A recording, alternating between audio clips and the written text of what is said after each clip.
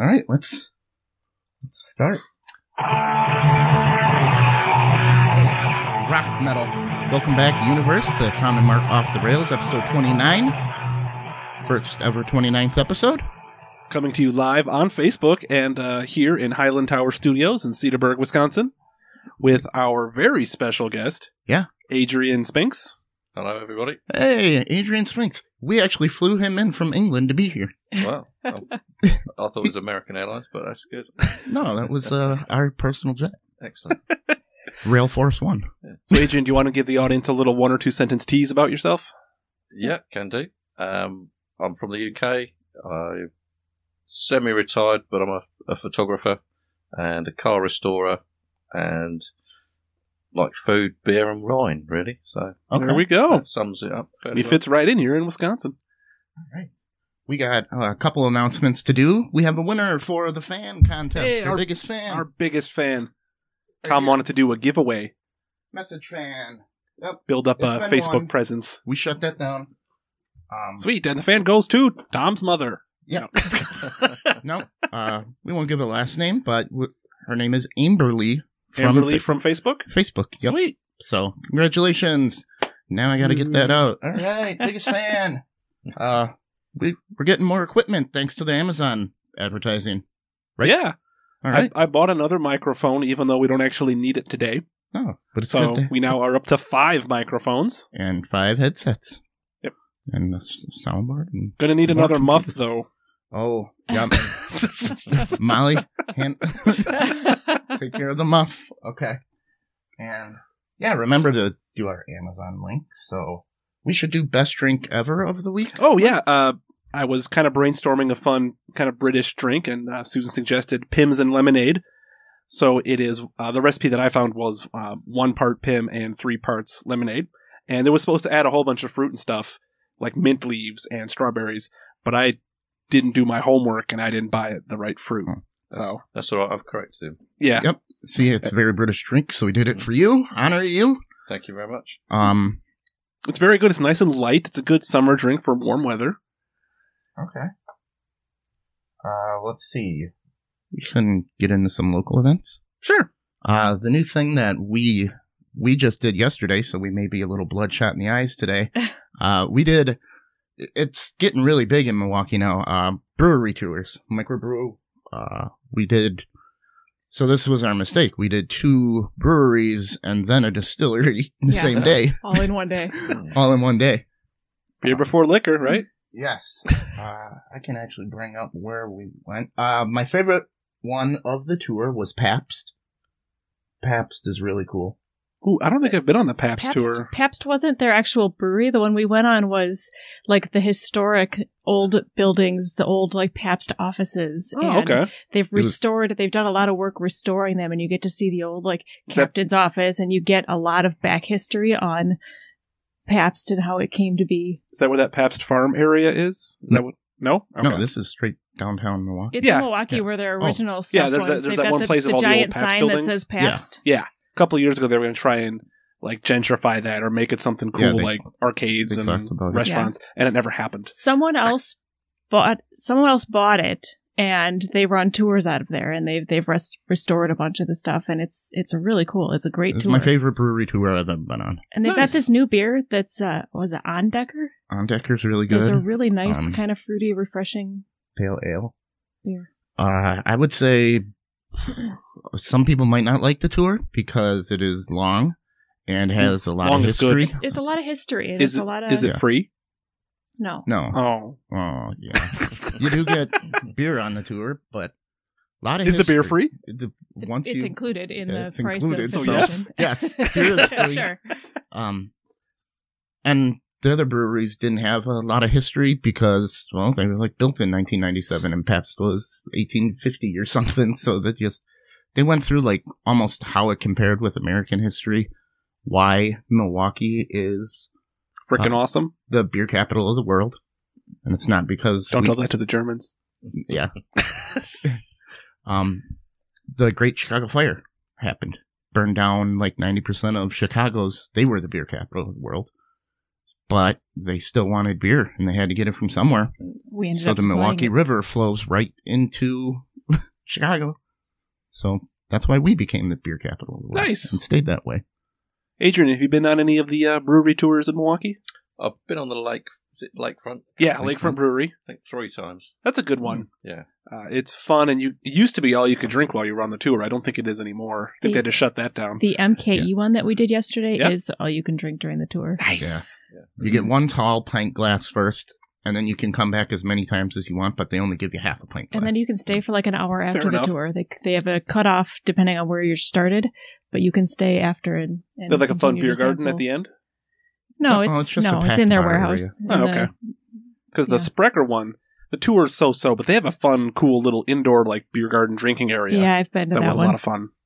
I'm not Okay. a huge fan of the Sprecher beers, though. They're okay. Yeah, they're all right. They're kind of grassy. Yeah, we did MKE. Then, like, the tour ended, and we still had an hour and 15 minutes of free drinking time Nice. left. Like, okay. And they had They're lots still of really pouring. good Yeah. beers. I was surprised. They do tea infused beer. Ooh. They have a seasonal blueberry tea infused beer that's called Weekend at Louie's, like Weekend at Bernie's. Yeah. Is that a new thing? I've never heard of that before. Yeah, it's good. It's good. Well, I'm going to have to try some of these other ones out, I think. Yeah. Beer They- and They tea? said they're one of the That's only right up places. your alley. Yeah. They're one of the only places that does the tea infused beer, and it's tasty. Very good. Cool. Yeah, I'll have to check that one out. I haven't been on that one. It's a good tour. It was okay, like $12. Yeah, I can swing that. Yeah, for $2 or 2 hours Plus of you free get a drinking, too. a free glass. Plus you get a chip to a lot of their local like restaurants for a free drink. Nice. Yeah, so we hit the Pabst one, got some lunch, hit this one hard, and then the distillery is right next door. Which was We- just which Um, distillery is that? It is Central Standard. They actually share a building, and Huh. it's a lot. You go to the same bathrooms on each tour. So Yeah, Nice. They rented space from MKE basically. Okay. Yeah. Yeah, I've never heard of Central Distillery. They sounded pretty new, but they've got a whole. I mean, they've got their own vodka, wheat, rye whiskey. they got gin. everything. It And we was- tried It was everything. good. So this is how we ended up the night. The tour at the end, you get to try all of the shots, and they're only supposed to give you a little bit. But our tour guide was, anyway, he was giving us home pours of, all of a sudden, I did gin, rye whiskey, vodka, bam, bam, bam, bam, in a 45-minute tour. I'm like, okay. I'm Now, here. I hate to be critical, but if you're doing a tasting, how does that work if you're doing like 6 shots in a row? What Well, he tells you about something. you should be savoring it And then- over like an hour. No, you pound them. You got 5 minutes till your next one. Just seems they were- counterproductive. They were good, and we got Each one better than the last. one of our That's friends how did it a did taste, actually. one of our friends did a Groupon for that one, and with the Groupon purchase of the tour, we got a free 1.75 of their vodka and a shot glass included. Swanky. Yeah. Yeah, so that was really cool. So our advice, universe, if you want to do something fun when you're in town, hit up there's so many new cool brewery tours down there, and it seems to be very popular. So I think like a couple of these tours, they have a bar and they serve alcohol while you're waiting for the tour, and after you may stay, but it seemed like I wonder what their bottom line is. Are they making more money on actually the distilling and selling of their product, or are they making more money getting people in the door and drinking at the bar? There you go. That's how you fix a slow Saturday afternoon. Yeah.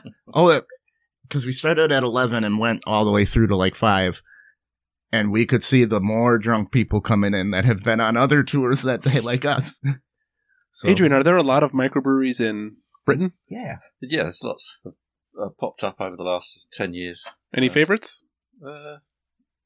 Not so much. I like the old established breweries. Oh, okay. Sorry. Like Newcastle or Boddington's. No, there's one local to me in Sussex called Harvey's. Harvey's. That's I remember that. I remember drinking Harvey's. I don't think we went to Harvey's. no, we didn't go to the brewery, but we certainly drank a lot of Harvey's when you came over. So. Adrian hosted me and Susan and me for a week and over there in Robertsbridge. But there's lots of local microbreweries, and they have all the guest beers on in my local pub, and every now and again I'll try one but they all seem a bit flowery. I don't like the modern trend to make things too hoppy. Okay. Yeah. It's going to be classic. A Uh, classic brick. I prefer a session beer that I can drink and just drink and not worry too much about whether I'm going to wake up the next day. Okay. Excellent. So we got you some Spotted Cow today. Do you have any other preferred American beers when you're over here? Well, I like the Spotted Cow, but I particularly like the Oktoberfest. Oktoberfest? My biggest problem with Oktoberfest is you guys seem to make it seasonally. Yes. Yeah, Yep. we do. Should make it all year round, and I'd drink it all year I'd round. be okay with that. You just gotta stock up on it when. Because it's this and the Oktoberfest are... For the New Glarus Oktoberfest? Or Yeah, well, I like the Lakefront. Lakefront, okay. Yeah. But they're closest to the beer I drink at home. Nice. And they're not too strong, so that's good. So what's a British pub like compared to an American bar? Oh, totally different. Yeah? Yeah. Totally awesome. What have you noticed? Uh, Because I'd like to go to Britain and see what a pub is like. well, they're all changing. A lot of our pubs are becoming what we call gastro pubs now, where there's more food than beer. Oh, And they're more on the restaurant side of things. okay. But there's still a few stalwarts out there, the proper old pubs with beams and wooden floors and And low ceilings. low That's the ceilings. one I want to go to. Yeah. That's the one I And, And everyone knows everyone. and there's always the local character propping up the corner of the bar and stuff like that. Yeah. It's nice when you walk into a pub and they're already pouring the drink you drink out Oh, there as you you go. walk in the door. Yep. Like Sort of- Cheers used to be. A little bit, yeah. Yeah, That's when the we were kind of place staying I with like. Adrian, it was really fun. He would make us dinner. He'd throw it in the oven, say, "Well, let's go down to the pub, have a one beer, and then come back and dinner will be ready." Because he lived right down the street from the place. Oh. So this is perfect, in and out, and There you go. great atmosphere. That's what we need here in Wisconsin. All right. They just closed our favorite bar, Yes. Silver Creek. Oh, yeah. I heard It's about coming that. back as something else, but I'm worried. It's Yeah. not gonna be Yeah. the same. I'm worried they're going to try and be Mark's trendy. an 85-year-old man. He does not like change. No, No. that was one of the better low-key bars. That was more like a British pub, even though it had giant ceilings. If you can't But- put the change in your pocket, Mark is not a fan of it. So, all right, that's our local event. Go check these out. These are awesome, Universe. I highly recommend it. I had a blast. Yeah, the Miller one is okay. It's kind of fun to see the Miller Caves. It's a really beautiful part of Milwaukee. A lot of old buildings. That one's free, so you get a couple of free beers out of it, basically. Yeah. What other ones have I been on? The Sprecher one, like I said, it's really cool at the end. Mhm. The Yeah. beer garden thing. I went to 4 brewery tours in one day for a bachelor party, Ooh. so there are some blurred lines in my head. We went to the Lakefront one, which I've been to on several occasions. That's always you learn a lot on that tour. Yeah. Those tour guides there are great. Where else did we go? Brenner is pretty good too. It's a fairly new brewery in Milwaukee. They got good So, beer. yeah, hit up Milwaukee and Uber around. Take your time, spread out the tours. Don't Yep. cram. Well, the bachelor party I went to, it was 4 brewery tours and a brewer game with tailgating, Oh, all in Wow. one day. jeez. Nice. And then that was during Brady Street Festival or whatever it is on Brady Mhm. Street. And they're like, well, let's go to that after. And I'm just like, Oh. I'm going to die. After the brewer game, I just disappeared. But they pressed on. They went to Brady Street. It was Brendan's. Oh, Bachelor Brendan party. Makovich. Brendan out of Pittsburgh, friend of the show. Yeah. All right, so let's get into some current events. It came out of a school in the UK, actually. That's why I picked this story.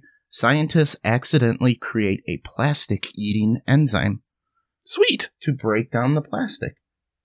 It is called polyethylene terephthalate. Doesn't Or sound dangerous PET. at all. Or PET, so that's Pet. what we're going to go. It's pet. It's PET. I was just going to say it's easy for you to say, but Yeah. clearly it isn't. Yeah. But it has a new twist. British and American scientists have announced that while studying this bacteria, they accidentally created a mutant enzyme that even more efficient at breaking down plastic bottles. So the more that they're studying this, the more they can look into the enzyme and switch it up a little better to make it break down. Huh. So Because what I understand the problem with plastics is it doesn't biodegrade. It just turns Takes- into smaller yeah. pieces of plastic. this It says doesn't. it takes turn into- 400 years for a plastic bottle, but what enzymes do is they speed up that reaction time. So they're thinking that they can take normal plastic bottles. They're using this enzyme already to turn them into usable white clear bottles that you can make into a new bottle. Mm-hmm. Just form it again. Nice. So looking into curing the ocean. Yeah, that giant garbage patch in the Pacific. Yeah. They say there's more than 1 million plastic bottles are bought around the world every minute. That's more than 16,000 a second. Yeah, I'm not into the whole bottled water thing. Yeah. I know some people have terrible groundwater, but like here in Cedarburg, it's all right. I mean, it tastes a little metallic sometimes, but that's what I'm used to. So you're a diver, Adrian? You run into plastic bottles often? Depends where you go, but yeah. Indonesia's got a real big rubbish problem. But that's down rubbish is garbage for you Americans. Yep. Yeah, trash. So you see a lot of plastics and other things floating around in the water whilst you're diving, but that's an educational issue because they traditionally wrapped everything in banana leaves and threw it away, and it naturally decomposed. Everything was biodegradable, yeah. Nobody's told them that they can't do that with plastic, so they just throw it in the sea. And, wow. That's their natural habit. Garbage? Their natural habit is just to chuck everything in the sea. That's their waste disposal point. Mm. And they're trying to bring it out of sight, out of mind. As far as they're concerned, they just don't understand it doesn't break down. Wow. So, but unless you have like a sugar-made plastic bottle. Well, yeah, but then you can't put liquid into it. No. Hot liquids. Okay. Well, the bioplastic technology is biologically based plastics is becoming more and more common. We might get to a day where we have plastics that break down. Yeah. But they'll only be good for like a year. So if you have that bottle of water in your freezer or whatever, it'll just start to fall apart on you. Yeah. If you forget about it. So there's that. But then you shouldn't really keep stuff in the freezer for more than a few months anyway. Well, I keep bottles of water in the freezer because I've been told that it's easier on the freezer. So like if the power goes out, they're like giant thermal blocks that keep everything cool. Yeah. And it's the more airspace that's in your freezer, the harder it has to work because every time you open it up, all that air such an pours old out. Man thing Nerd. to do. What? In case I turn the power off because I'm sick of paying the bill. Once it reaches $20, I just turn off the main breaker. We got no power until the next cycle starts. Until I got to refreeze some plastic bottles. Yeah. Well, it's an efficiency thing. It helps your cruddy old fridge like mine, get through those hot days. You are efficient. You're very efficient. All right. So we will get to our next one that I just wanted to share because I thought it was a cool one, and we play a lot of Pokemon Go. Is that big over there? Across the pond? I think I've seen people walking around doing strange things. Walking into trees, off cliffs. But in your garden? Not in my garden, but people in the churchyard up the road, stuff like that. Yeah. Think, what are they doing? Yeah. But it seems to go in phases. There was a big craze a couple of years ago where everybody was doing it, and then it seemed just to have completely died a death. Yeah. And then I saw they were relaunching something a couple of months ago, but it got big again. I haven't really seen anybody walking around like an idiot since. So this lady in Kentucky, is that where you said you were staying? North Carolina? North Carolina? North Carolina. Okay. Not far. Same thing. Same thing. South of the Mason-Dixon line. It's all the same. A Pokemon Go player actually rescued a lost man who was like Amber Alerted for a while with dementia. And she went to a park and noticed this guy was kind of acting strange. So she's just catching Pikachus and she comes across this guy who's elderly. Doesn't know where he is. She asked him if he's all right. Do you need a ride? And he says, no, my wife is coming. And this old man, who's, I believe, 83 years old, he got 30 miles away from his house, walking. Yeah, Susan used to work with at a day center for people who had like memory issues, and they would often have like canned responses. If you ask them for help, they'll say, oh no, yeah, my wife's going to pick me up, because they don't want people's help and they think they're fine, but moment to moment they don't know where they are or what they're doing. Yeah. But she asked him, do you know you're in Kentucky right now? And he said, no, because she saw on the news the Amber, or I don't think it's Amber Alerts, because I think that's only children, but some alert, dementia man, look out for this guy. And then, look at that, playing Pokemon Go, staring at your phone. Yeah. Well, I think it's good it gets kids outside, but they're not aware of not necessarily aware of their environment whilst they're doing it. Oh, we got a story about Pokemon Go. Being respectful of the environment, There was a problem in Milwaukee. They were banned from going into the parks because Milwaukee has a great park system. We've won awards for it. And now you have these giant roving packs of kids People. who are just trampling through so they can catch Raichu or But whatever. they weren't it doing is. anything wrong. The park was just full of these people, and Yeah. this neighborhood was a richer neighborhood, and they were Very used to rich. having this I'm park to saying. themselves. And now it's flooded with people walking around playing this game. So they were pissed that the park was being used. Yeah, we'd call Finally. them NIMBYs in England. Nimbus? Not in my backyard. Not in my Not- backyard. Yeah. Oh, yeah, NIMBYs. I learned that. We have that for windmills. Yeah, Everyone windmills. wants a windmill, but no one wants it in their backyard. Yeah. I do. Well, you don't Do get you the know how power. You just get the... Do you know how much they pay you for having one of those Wait, Yeah. on they your pay you? property? Oh, yes. yeah. I think it's like... Someone get We Energies on the line. Yeah. Oh, If you've got the right I need the land, second computer. if you've got the right land where they ask you to put a windmill up, you get a lot of money Hold on. for having that on your land. I used to watch a show called Rocket City Rednecks where they took an old alternator from a car Yeah. and they tried to make I think they're actually making a water-driven thing. Mm-hmm. But do you think you could take like an alternator from a car and make a windmill out of it and power your own house? To a certain degree, depends on what voltage you want. Not going to power the whole house, obviously. But if you got low voltage lighting, it's going to work. You get 12 volts out of it. But Yeah. then you could get a bigger alternator. You could get a 24 volt one or something. So a lot of military vehicles have got 24 volt alternators. And Oh, there we go. Pick up a surplus Hummer or something. Yeah. An old Soviet tank. I've always wanted one. So here's the thing with windmills. You don't have to pay for them. The electric company pays for them. Yep. And you can make $10,000 a year per windmill. They Just can put up 3. money in Yeah. your mailbox. Yeah. They just walk there and they collect their nothing. mailbox money, they call it. Nice. Mhm. Well, I know, if you have like power generation, you can just pump electricity back into the Into grid the and your meter grid. will spin backwards. Yep. I mean, odds are you're going to use more than you produce, but that's a fun idea. And as I may have said this on the show before in the past, but as electric cars become more and more popular, you see more and more of these big electric batteries that become more easy to buy and the achieve. batteries You can have your own again, big old battery in your basement. And you can just charge it. So when your power goes out and your freezer full of bottled waters, it won't melt on you. become drinkable like water should be now. We might get to a day in our lifetimes where you have your own big old battery in your Yep. own house that could power your house for like a day if power goes out or something. Yep. I don't know if Alright. the power companies will like that because they're on the flip side they have to worry about meeting peak load. But if you never get peak load, except like once every 5 years, it would probably be a solution to a lot of the problems they have with demand. yeah, hopefully. So Mark on the batteries again. yeah, There we go. I like to make this an educational podcast. Go on the Paps tour, dude. Our newest show, Being Cheap with Mark. Okay. Being cheap with Mark. That'd be a good segment, That actually. would be a good segment. Mark, how are you saving money this week? What Well, are I'm you freezing using water duct tape to fix this week? When I see a penny on the ground, I gotta bend over, burn calories. I'm getting paid to work out. All right. Yeah, I guess. Okay. Nice way to look at everything. Oh, so Pokemon Go. Good job, Pokemon Go. But still watch where you're going because I have walked into pine branches on occasion. Yeah. And that is just like somebody hitting you with Whap. a whap. Oh. First thing on the game. Be careful of your surroundings. Thunk. Thunk. Let's look down at a phone. But it gets us out of the house. It gets us Yeah, to walking, Yeah. like you said. walking. And we like going to Sunshine. Port Washington. Yeah, the park up on the bluff.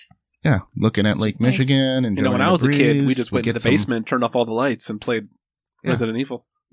Yeah, And that's never saw the light of never day saw for the a light week. of day. But Yeah. instead, we're out there. We pack a lunch. We sit by some Pokestops so we can still eat and play. Go to the We're getting- Poke Gym. Yeah, we're Sunshine's nerds. very healthy for you. So yeah, I say go play Pokemon Go. But you'll always hear of those dull knife kids that walk off a cliff. Watch out for the bluffs when you're in Port Washington. Just- Yeah, because that's a long way down. That's called natural selection. All right, enzyme story. Should we get on to the interview? I Sure. feel like we've been boring our guest enough. So, All right. Adrian, how did you get into photography? Oh, now there's a question. To get chicks to take their clothes off. That's just an added sidebar. Yeah. That my father and brother used to take photographs, and so I just naturally sort of wanted to be doing the same sort of thing. So Yeah, my father and brother shot guns. You shot pictures. My brother watched Star Wars. I watched Star Wars. So it's natural progression, I think, when your parents and siblings do something. So, well, what type of photography do you do? Because I know there's a lot of different kinds, like abstract and landscape. And more than anything, I do landscape. Okay, but I do like architectural stuff as well. So if I see something that's unusual unusual to me, I look at things from a different way to most people I've discovered. Okay, I like, as Mark witnessed this afternoon when I was taking some pictures of the family. I like to get down on the ground and take pictures. So if you see a crowd looking at some strange man lying on his back in the middle of a building in Barcelona, some strange Englishman just sort of lying around, that's usually me. But so landscapes, architecture, I like shapes and perspective, so I like taking shots that sort of demonstrate that. But I do a fair amount of portraiture work as well. All right. So you're not out there trying to catch Kanye West come out of a car? No. Paparazzi. No, that would be the last thing on my mind. Or pictures of a tornado. Whoever he is. Picture of a tornado might be cool. Get a lot of money for some of those pictures of storms. Yeah. A tornado's going to spin your windmill too. Win-win. Hey! So you mentioned Barcelona. When you travel specifically for photography, or do you travel for other reasons? Photography's usually got a hand in it. Most of my travelling in the past has been for going scuba diving. And you do underwater? Yeah. So it's a landscape, right? Yeah. It's a seascape. Seascape, right. So I've done a lot of underwater photography, and the places I go to or been to have been pretty spectacular. Some of them. So taking the scenery and bits and pieces. What are some of the places? Galapagos. Oh, cool. Indonesia, Australia, Iceland. I've been to 42 countries so far. So wow. I've still got quite a lot to go through. Got any favorite places other than Cedarburg, Wisconsin? Well, Cedarburg's pretty spectacular, but the Galapagos was just from a diving perspective, just actually out of this world, and very expensive trip. But I would happily pay twice as much again to go back. It's just out of this world. So what kind of equipment do you need for underwater photography? You can do it with quite basic stuff. I mean, I just got a small little Olympus compact digital, and just got an enclosure for it. It's put in a Ziploc bag, good to go? You can do. No, you joke about it, but they do a Ziploc bag for a camera. They're very cheap. I personally wouldn't want to risk my photography equipment at 40 metres with one, but I'm told they work quite well. Yeah, real cameras are not cheap. My mom can't close a Ziploc bag. She tries for 5 minutes and then has to give it to me, so she would never be able to do that. But you can get some quite good results with quite cheap equipment. It's more of technique than anything underwater photography, because usually the thing you've got to think about with photography is you and your subject have got to be still. Whereas when you're underwater, you can't just ask that shark to stop. Well, you can. Good luck with that one. Adrian has taken pictures of sharks. I've seen them. Yeah. Okay. Love sharks. They're one of my favourites. But the thing is, whatever you're taking the picture of is moving. You are moving. The medium you're floating in is moving. So to get a good shot where there's a limited amount of light takes a little bit of practice. You can only go down so deep. I suppose you can't bring light with you. Well, you can. You can take a flash or a torch, but that brings other problems because there's a lot of particulate in the water. It's a flashlight for you Americans. Yeah. It's hard to get that torch to stay lit when you're 10 feet down. So, there are ways around it, but, I've been there, done that. No, I'm not that fussed about doing any more. I tended to concentrate on close-up stuff, photographing small things, because there's a lot of particulate in the water. So when you're using a flash or a flashlight, you're going to pick up that particulate in the image, and then you've got to spend a lot of time with software trying to get rid of that to clean the image up. Oh, yeah. Whereas, so, are there certain countries that don't like you taking pictures of their stuff? Besides, like, North Korea, obviously. Well, like culture-wise? Culture-wise, I've not I don't think Asian people I've not come across it. Their picture taken. I've not come across it particularly, but I went to Oman a few years ago, and it's polite to ask, because you can get yourself into a lot of trouble very quickly by just taking pictures of the locals. Wow. But there's ways around that. You just, carry your camera on your hip and just click away and you'll get a good picture Sneak- sooner or later. Sneak photos? Yeah. Yeah, they don't know. So- They don't need to know. Get the selfie stick and just sort of tilt it to the side. Well, my camera's got a little LCD screen on the back, so I can tilt it up, so I can hold it down. I can see what I'm taking a photograph of, and take a subtle photograph without anyone realising it. But That's awesome. it's not ideal, but you can get away with photographs that way. All right. But in those sort of cultures where traditions are sort of date back to the Middle Ages most of the time, you've got to be very careful and ask before you take photographs of people. So, say you're in England taking pictures of like beautiful castles and stuff. Is it easier to sell that in America because the British people just walk by it every day and go, that fucking castle again? And then we see it and we're like, a castle? Sweet castle, bro. Yeah, I suppose it would be. There's certain images that are going to appeal to different people in different places.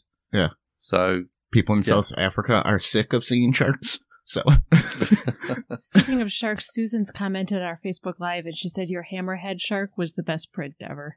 yeah, that was taken in the Galapagos. Yeah.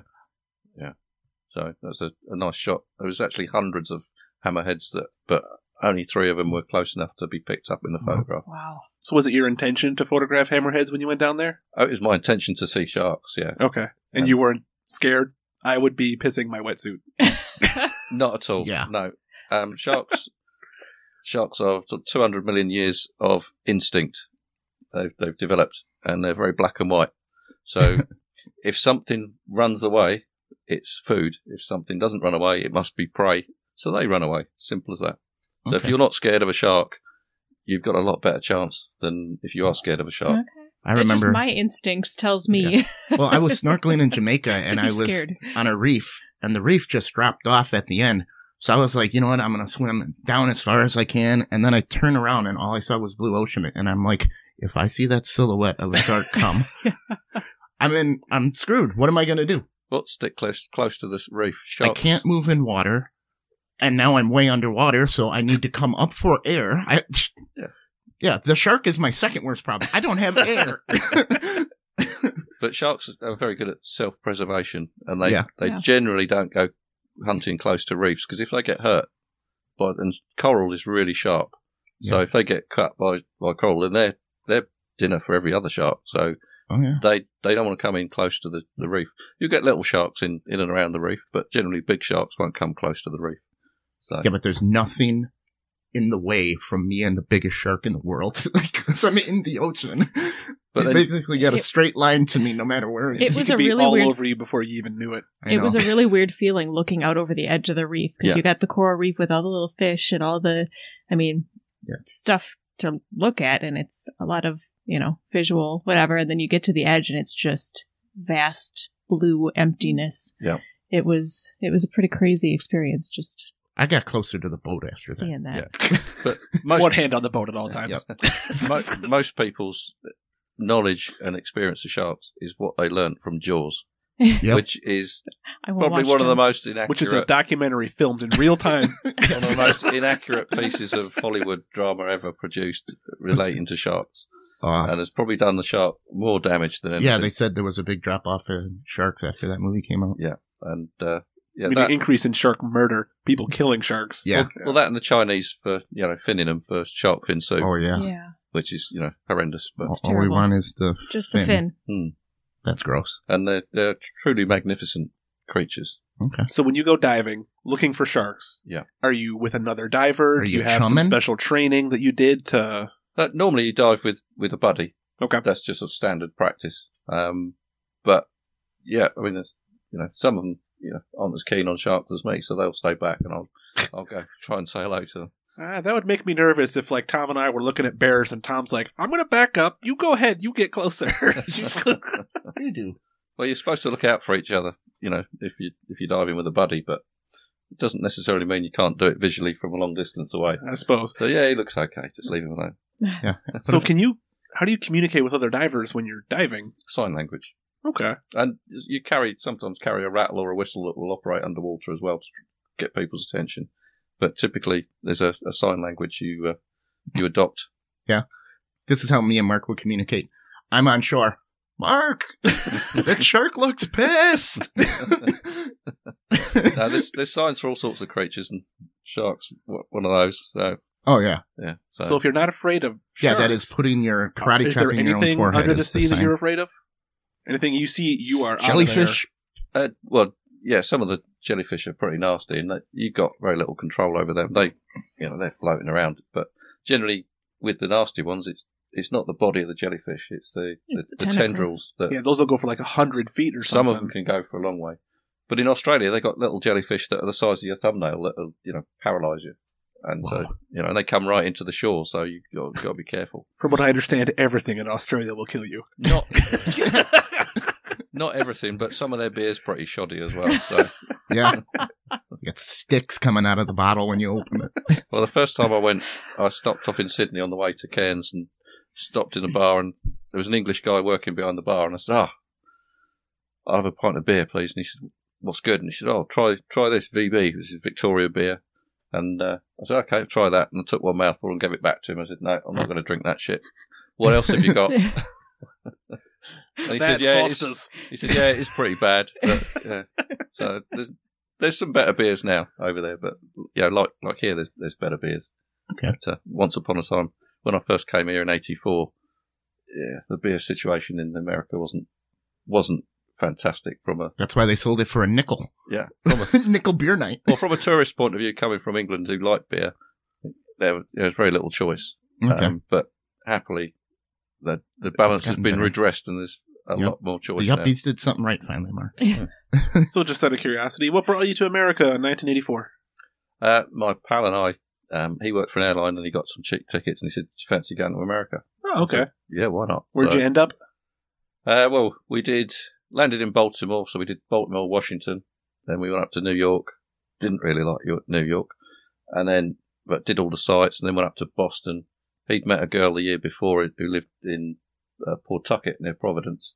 So we went there, stayed with her and her family for a week, and we went around, did various things, went and saw Niagara Falls, which completely baffled them. They didn't understand why we wanted to see a waterfall. Did you go to the Canadian side or the American side? Oh, the Canadian side. Yeah, I've been told the Canadian side's way better. Yeah. I've not personally seen it. Yeah. No, I've heard neither. that only from Canadians. So we did that and then came back, sort of 2.5 weeks, and Nice. that was good. Very cool. Are there any other, like you've been to Australia a couple of times, are there any particular sites that you might recommend people visit when they're in Australia? Well, Sydney's the obvious one if they want to do the touristy bit, but depends, how touristy you want to be. For me, I'd rather be somewhere else. I'm not a great fan of cities generally, so once you've done the big sites, I want to move on. I want to hang out with Mick Dundee. But I mean, Northern Queensland is fantastic. I've not done the West Coast at all, but the upper part of the West Coast is supposed to be really, really good. So Susan's making fun of you, Brits, for drinking your beer warm. That is weird. Sorry, I should have bought warm beer. I bought the cold beer. we don't drink it warm; we drink it at the temperature of the cellar. So, I'm just telling you what she's saying. which is just below room temperature, which means you can actually taste what it tastes like, rather than just. Have you ever tried it cold? Well, he's drinking it cold right now. Yeah, what do you think? Yeah. Blowing your mind? Well, the first time I came here to see my girlfriend Paula, I arrived in February and got in from Chicago and to her sister's house and was asked if I wanted a beer. I said, sure. Given a cold beer out of the fridge and a glass out of the freezer. Yeah. And that sounds awesome. And then after about 20 minutes, they say, why aren't you drinking your beer? So I'm just waiting for it to warm up a bit so I can drink it. Because it almost froze as I pour it in. So, yeah. Oh, it's Yeah. delicious I'm not a that big way. fan of the frosty mugs. Yeah. I'm not a great fan of neuralgia, brain freeze. So I like to taste what I'm drinking generally. Yeah, fair enough. So, Mark talked a little bit about you did duct work on castles or something? Installed air conditioning? Well, yeah, I had a business cleaning ventilation systems and air conditioning.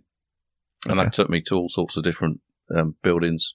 Yeah, pretty much all commercial. So hospitals, factories, and some historic buildings as well. So do you have to hide? Like, in the historic buildings, they don't just want duct work showing through? Breaking through stone walls. Yeah. Well, generally, they try and hide. They don't have any at all. or if they are putting it in there, they generally try and hide it, sort of build a false column around it or something like that. Okay. So yeah, we had a couple buildings at UWM that were considered classic, and that just to me meant that it's going to be hot as balls in the summer because they don't put the ductwork in. Because our buildings are 100 years old. Yeah. That's pretty old, Adrian. Yeah. Well, a lot of the buildings in the UK aren't much older than that, to be honest, because they pulled a lot of them down, or the Germans did quite a good job at bombing them in the war. So there's a lot of That's a shame. A lot of stuff that got damaged, and to be fair, we did the same to Europe. So yeah, there's a lot of that. If you would have just surrendered, they wouldn't have bombed your buildings. Well, that's right. The world would have a different outlook now. It's that darned stiff upper lip and all of that. Yeah, we don't like to be beaten, but. Okay. So what are some of the old buildings you've worked on? Well, mainly old ones in London. So some of the old... What's old? Because, like we said, 100 years old is old to us. Well, most of the stuff, probably the ones that I was involved with, probably 150, 200 years old. So not massively old, but still older than a lot of the stuff you've got. But you guys have got buildings that are 200-300 years old here, so... Yeah, not really this far west. There might be a few, like in Cedarburg, that are from the early 1800s, but you got to go out east to like New England or something if you want to see something. Yeah, something old. Yeah, really old. Yeah, I mean we've got a listing system in the UK where they, a building is protected by the local authority, so you can't alter it, and there's various grades of listing, so you can alter it or you can't alter it, or you can do certain things to it. Mm-hmm. So that was brought in sort of. Probably about early part of last century to try and protect some of the old buildings, because a lot of them were being pulled down or modified, so they had no resemblance to what they were. So they tried to preserve a lot of buildings that way. But if you buy a property that's got a listing on it, then you're restricted on what you can do. Like the house I live in, in theory, I'm not allowed to change the outside look of it at all, and I should ask permission to do stuff on the inside as well, but. Generally speaking, most people don't. They just do it. But even out in like the smaller hamlets, you have those same restrictions? Yeah. Huh. Yeah, most of the houses in the little village I live in are listed. So you're not allowed to do very much to them, which is a good thing because it maintains the look of the area. That is true. How many people live in your village? Oh,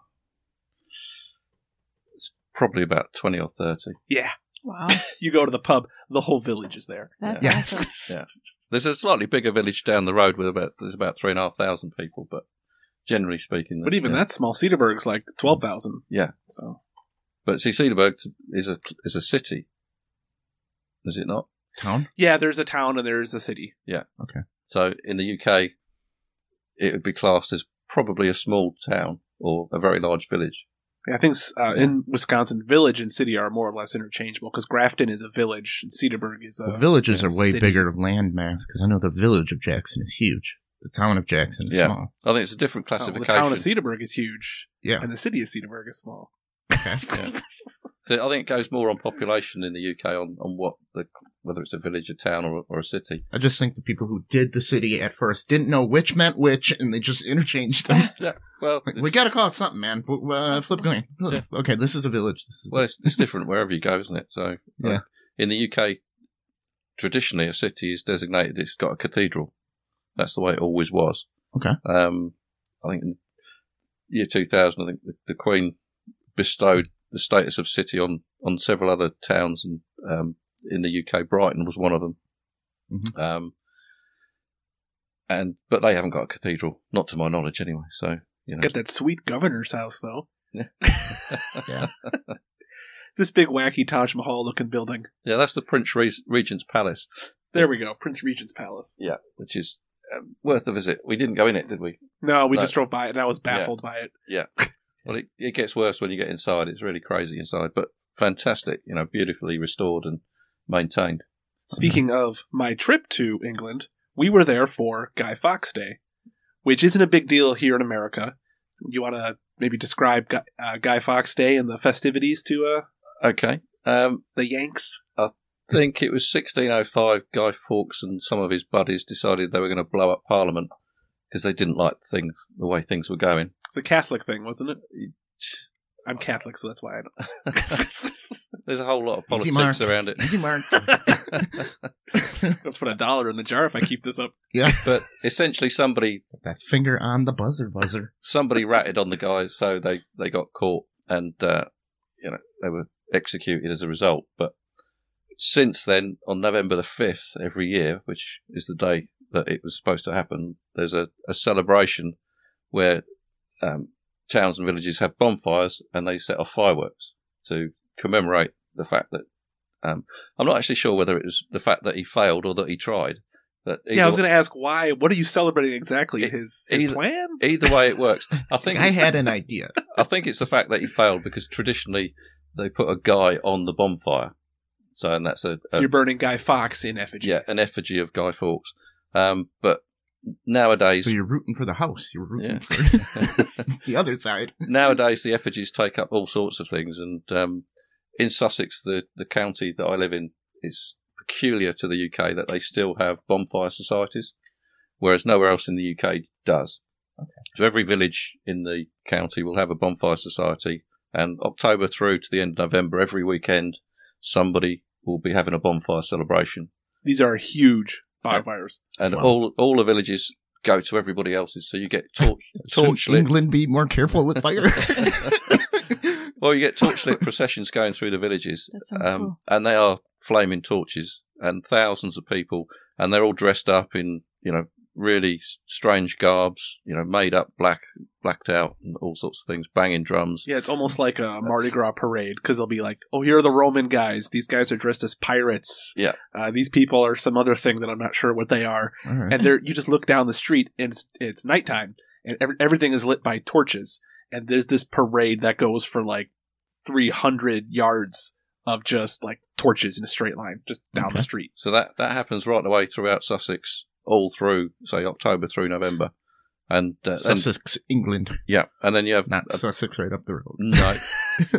And then you have a big firework display, and an effigy is burnt. And over the last few years, we've done Putin. That was the year I was there. It was Putin in gold short shorts. Yeah.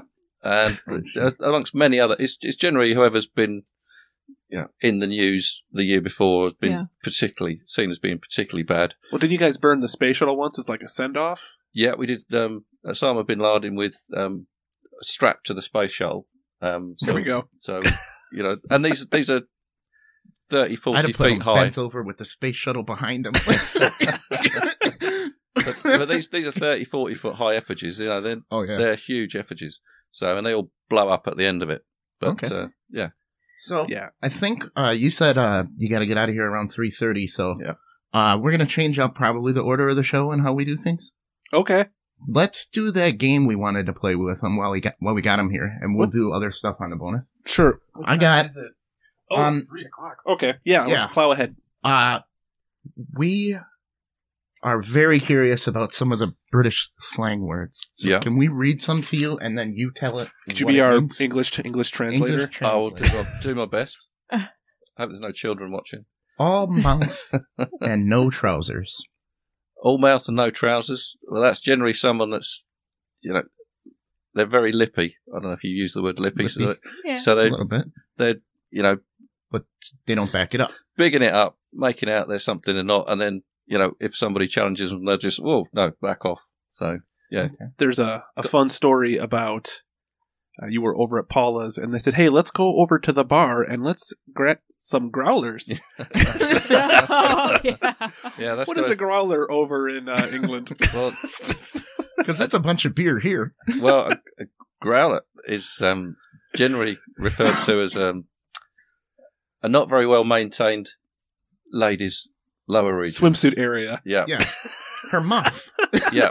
So that's what would be referred to as a growler in the UK. Not everywhere in the UK, but that's the general. An unkempt fanny? Yeah, basically. Yeah. So, all right, what is it to queer someone's pitch? Well, if you're queering someone's pitch, it's basically it's pretty much the same as you're pulling the rug out from under them, which is probably another one you might have down there. But if somebody's, how can I put this? it's not as bad as it sounds. That's why I picked it. Yeah. If someone's in the parlance that you use, pitching a deal to somebody, you throw in a curveball that's going to completely ruin their pitch.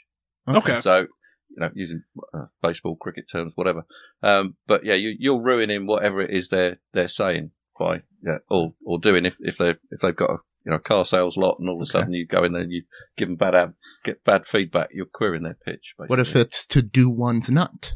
Oh well, that's being really pissed and throwing your toys out the pram. Yeah. Do you use that terminology here as well? It has two of them. No. It also says to become engaged on what I got. No? No, This is wrong? that's totally different. But Okay. Do no. one's nut. Do one's not. Yeah, you're going crazy. You're going mad about something. Someone's pissed you off, and you just. Like I just queered my. I'm gonna do one's nut here. Yeah. So, what if I asked you to give me a tinkle on the blower? What? Well, I'd be calling you on your cell phone. A tinkle on my lower. Yeah. That's just a phone call. I read that one and Oh, I just that's burst awesome. out laughing. Yeah. So, Hey, you know, if somebody tinkles on your blower right now, you're going to answer that. It'd certainly get your attention. Yeah. But yeah, it's just giving somebody a call. All right. Not nearly as exciting as it sounds to No. our American ears. No, a lot of these things aren't. But Are they used fairly commonly, or are they not some. like Some older? are, but that's a very old one. Okay. I think that harks back to when telephones were, two separate pieces, and you lifted one piece and spoke into the other. Right. So, I think it might have actually come from maritime when they used the tubes to communicate between different parts of the ship. So That makes sense. They blew down to alert the person at the other end that they wanted to talk to them. Gotcha. It's a bit like two bean cans and a bit of string. About as effective as that. But Okay. What about knees up? knees up, man. Good knees up's a good. Yeah, lively. Good dance. This party is knees up. Having a good knees up. Yeah. Wow. That was sort of fairly self-explanatory. I didn't. I didn't know what it was. Knees up. So, in America, I say, oh, I love these pair of pants. What are pants in Britain? Well, pants in the UK are underwear, basically.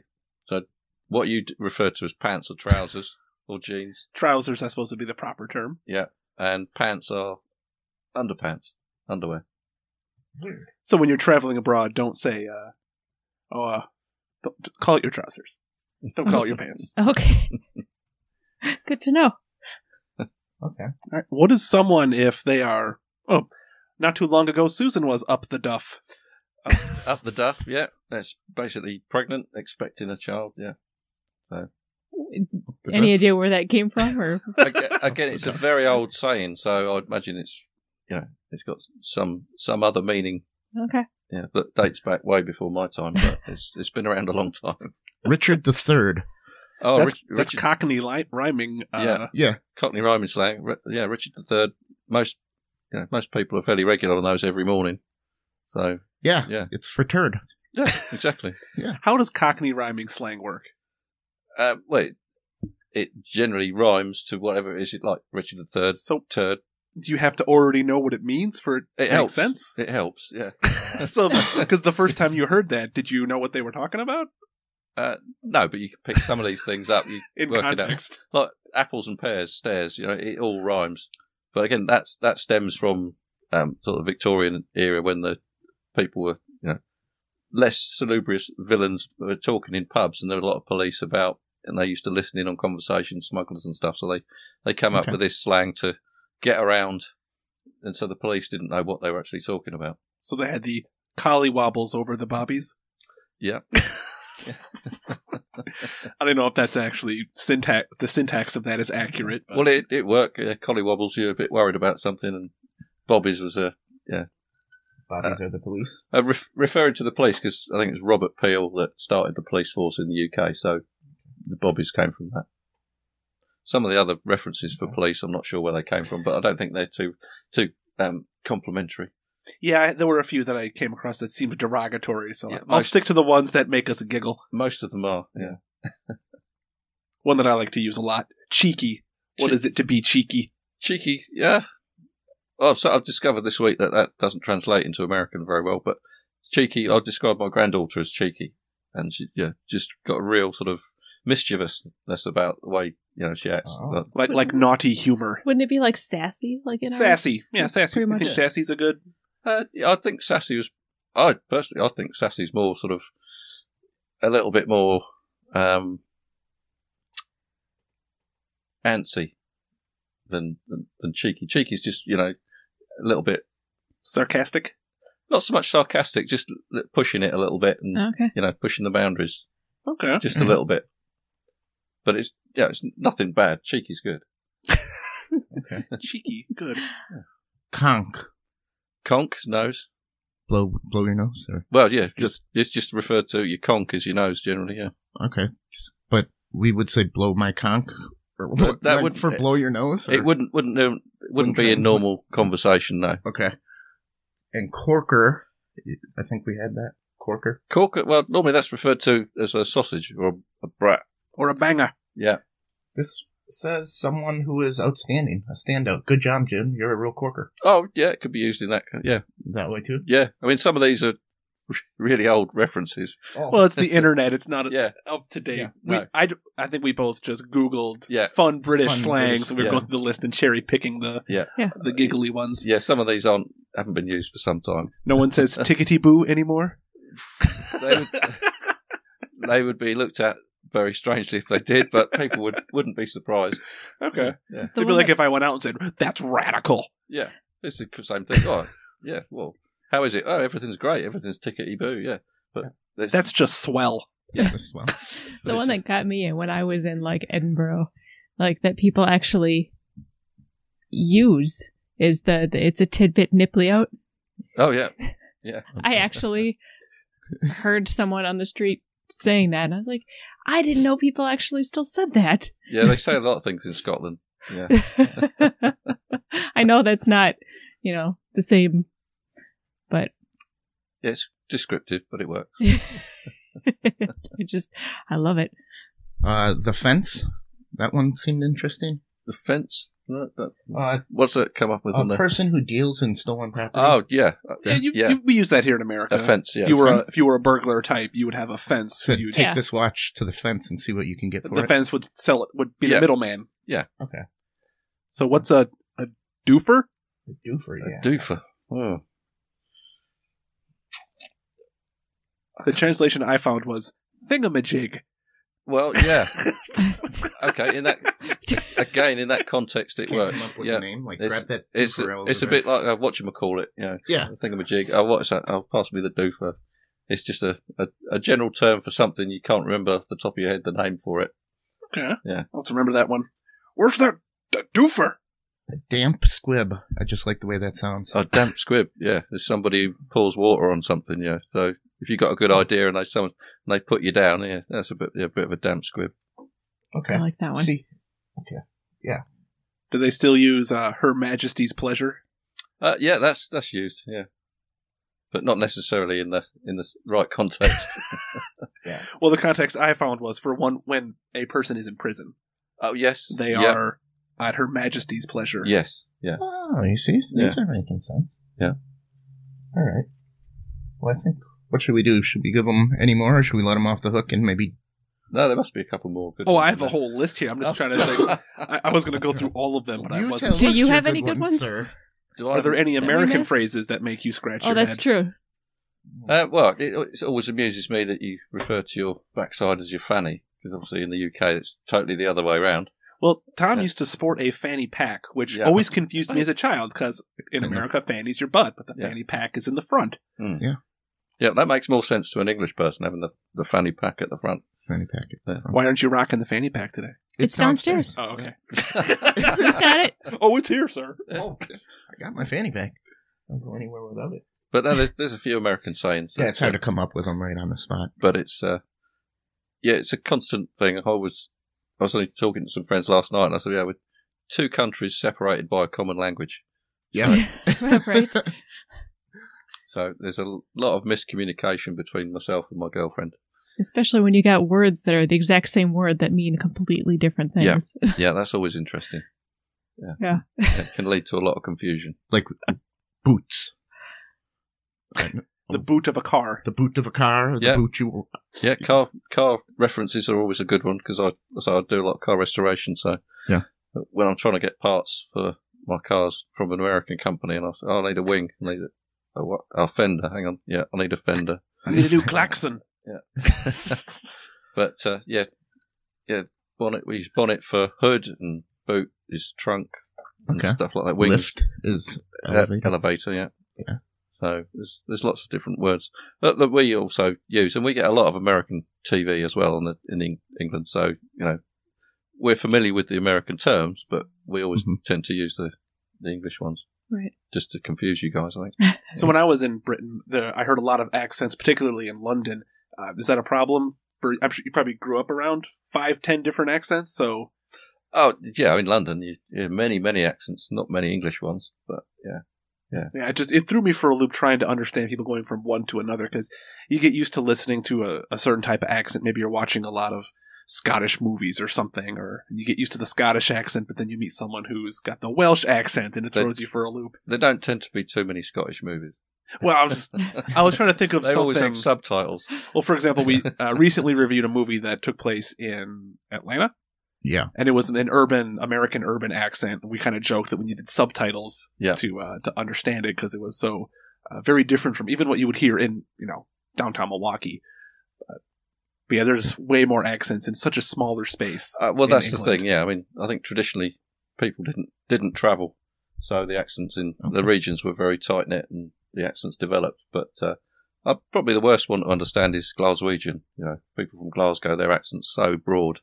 It can be really challenging to understand. Do you know any Glaswegians? Yeah, I've got a friend of mine who's Glaswegian, and face to face, I can understand him fine. Over the phone, I struggle. Forget it. Yeah. At the risk of sounding racist, was it Brian, the Scottish man that I met? Yeah. Oh, okay. There you go. Exactly. All right, Mark. All Scots aren't the same, Mark. Yeah. Okay, Mark, let's do like one or two Ask Tom Anything, and then we'll get Adrian out of here. I don't have any. You don't have any? No, there weren't any new ones this week. Well, then let's give him a Would You Rather from a British standpoint. This stuff is, we normally go with our bonus episode. It's down here. But we're going to do it as long as we got you here. Yeah. Mark and I will man up the bonus episode this week. Yeah, we got to do a movie review and all that stuff. Yep. So we play, I got this game for Christmas one year. It's a simple, would you rather do this or do that? And would you rather take a 600-mile ride on the back of a livestock truck jam-packed with cows, or drive 1,000 miles in a car without a seat back? You're a car guy. I'd probably go for the latter. I'd go for the 1,000 miles without a seat back. But 600 miles is low. It is, but you're in the both suck, and I'll take the short one. In the back of a truck with all those cattle. Have you seen how much they crap? Yeah. You'll get nose blind to that pretty quick. Yeah, I've been to our state fair. I know how much cows crap. As soon as you walk in, that's all you smell. I think Cotton I'd rather candy deal and cow crap. with the cow crap than not having the seat back. Yeah. Well, I mean, that long, because I would. You just got to sit up. Like, how hard is it to just have to do this? I have a hard time. Posture I have muscles. horrible posture, so I have a hard time sitting on like bar stools or chairs without backs. It makes my back hurt. Can I get on top of the cow and ride it? Sure. Cool. But I still don't have a seat back, so. So you're a car guy. Yep. Have you ever driven a car around like when it's half complete and get stairs or anything like that?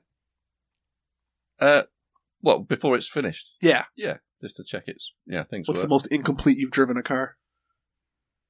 Well, just the chassis and the engine. Yeah. Just 4 wheels, a frame, and the... Yeah, just want to make sure it goes, yeah.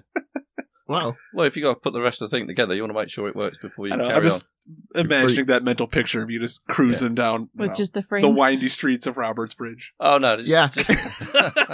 Goddamn Brett. Going down that road with nothing. No, just around the yard, not on the roads. Yeah. All right.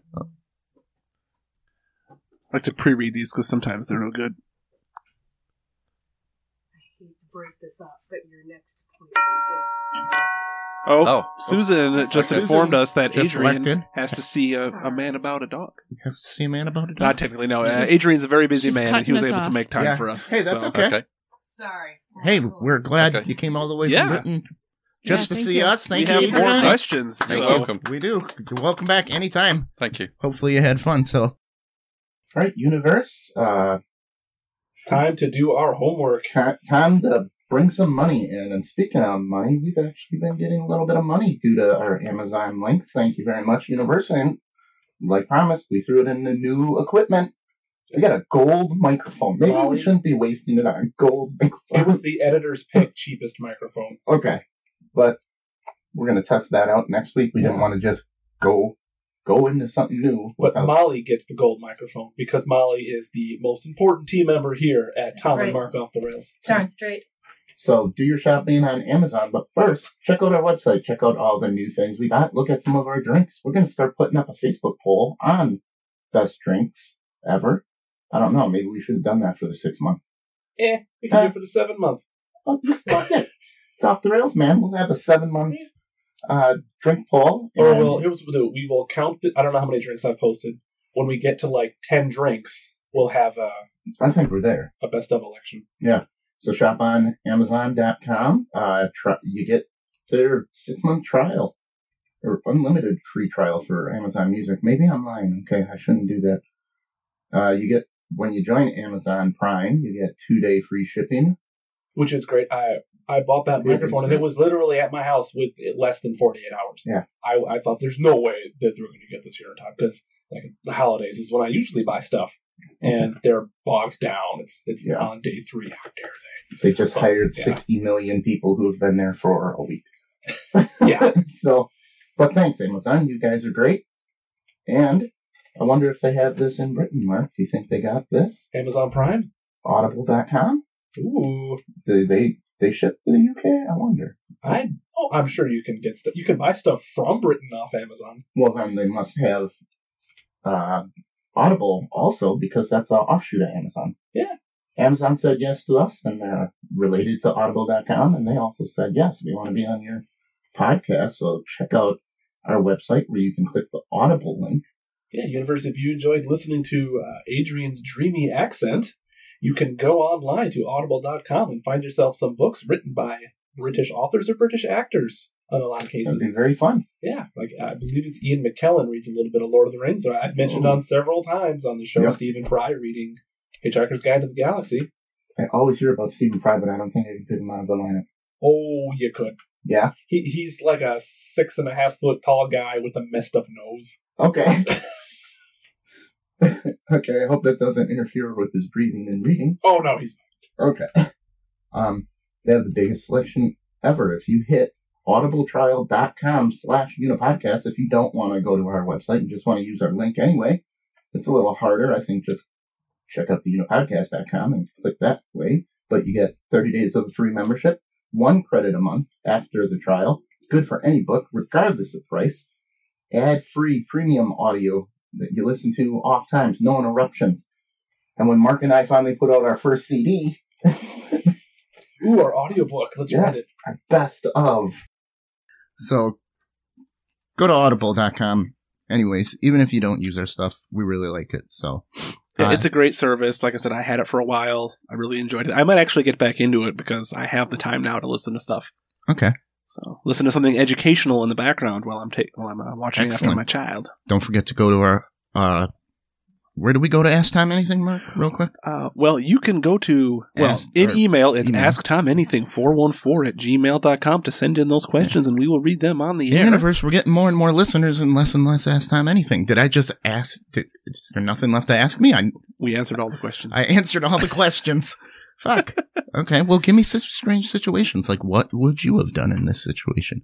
Or would you rather questions that you may want us to answer. We'll put some would you rather in Ask Tom Anything. And now you can join our mailing list. Oh, all those people for the contest. Now I have a bunch of people that click yes on the mailing list. So now I have to figure out how to make a newsletter. I got some templates picked out, but they're not cool enough for I want to have Molly use some graphic exchange. And I got to think of things to say, but we'll tell you what's going on, what you can do, what's coming up. If either Mark or I dies, we'll tell you that. So, I have some sad news, Universe. Mark died today. Mark died. So on the air. So yeah, and I guess give us some feedback too. And if you want to be a guest on a show or know anybody who would be a guest on a show, and I can email them and bug them. Who the fuck are you? You do a what? What's a podcast? We get that question all the time when we tell people. Is that like the radio? Is that, yeah. Older people don't know what podcasting is yet, but we're getting older, so. Yeah, I'm slowly getting out of touch too. Yeah. Universe, why don't you make some still shots as the podcast gets older of my bald spot growing on Facebook Live? Make a flipbook of it. Just watch me go bald. So where can you find us now, Mark? Our website is theunipodcast.com. We have a presence on Twitter at Unipodcast. We're also on Facebook at facebook.com/Unipodcast. We already went over the Ask Tom Anything. This podcast is available on iTunes, YouTube, SoundCloud, Stitcher, and all your favorite podcast hosting sites. And Tom is regularly updating our Instagram feed, so go I there got for some all cool Instagram pictures. of me in the captain's chair and the Paps. We got some pictures. I'll put the drink picture up right after the show, and this is how I'm going to put them up while I'm driving. Molly, fucking put those Instagram pictures up. Molly, make it so. Yeah, Yep. Someone's got to be the boss, so I'm going to take credit, and I'm going to have Molly do it. So, Yeah, sounds good. all right, remember, universe, we're not good enough.